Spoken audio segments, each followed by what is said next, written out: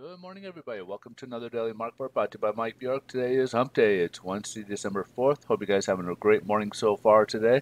We do got a couple reports to give you, and we'll start off with the ADP employment number. This is the first of the three jobs data we'll see this week. Last month was actually revised a little bit lower by 4,000 from 125 to 121,000. So obviously, that's a little bit of a disappointment, and a bigger disappointment is November's numbers. Most people are kind of projecting 150,000 new jobs, and it came in at 67, so a pretty dismal number here. So that kind of leads us to what's going to happen on Friday with the Bureau of Labor Statistics.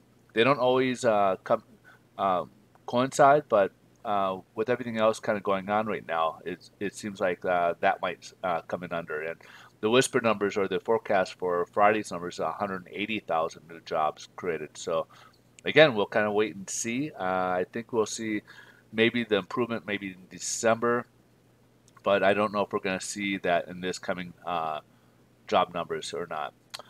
Also, we got the sorry about that. We got the market services PMI for November. So as you can see here, it remained steady here, unchanged at 51.6. These are regards to the services industry. We saw manufacturing, which was disappointing on Monday. And then, of course, we got the ISM, which is the gold standard between them, ISM non-manufacturer or services.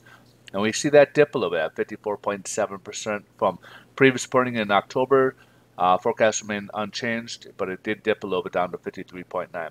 The good thing is that we saw orders prospective forecast that we could see an uptick in this. So there's some forecasts, and it's not as negative as this number may currently appear. But the good thing is, again, that we're seeing some underlying data in there that could see some positive in the future here forecast for going upwards.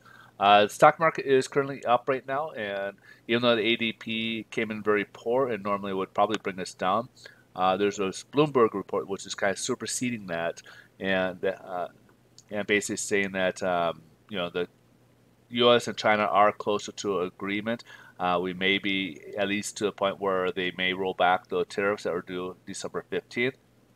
So kind of erasing some of the fears that were yesterday, as there's reports that comments by Trump that he doesn't have a timetable really on a deal to be struck, and potentially could even be done after the 2020 election. So in that regards, as we're seeing the seesaw effect with the sentiment based on the China and U.S. Trade agreement, this is what's kind of dictating markets for the time being, and whatever positive or negative news that comes out, that's the way the market is swinging. So just be prepared for a volatile ride, especially if things don't heat up or come to any fruition. Obviously, there's been a lot of rhetoric between both sides, and we'll have to kind of see what plays out. In the meantime, we have December 15th on the tariffs. We'll have to see what transpires if that takes place or not.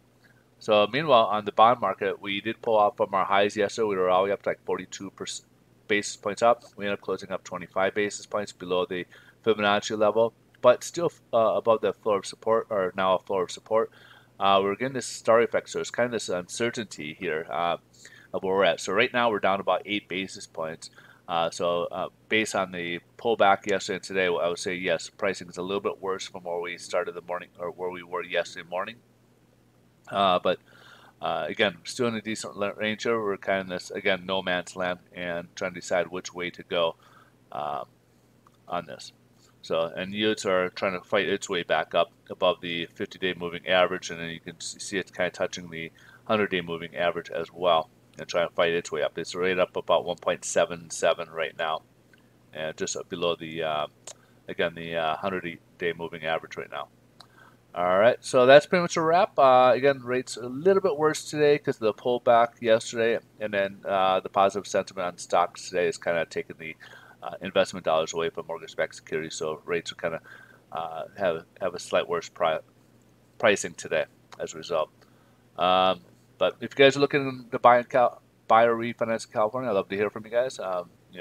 Reach out. You can help me support my business and support these videos by these. Let's see if we can work together here. I am a senior mortgage planner with Pinnacle Home Loans, and yes, we do have a lot of variety of home loan programs and can probably fit your solution. So just go ahead and direct message me or email me. Email is the faster response, but I do respond to both.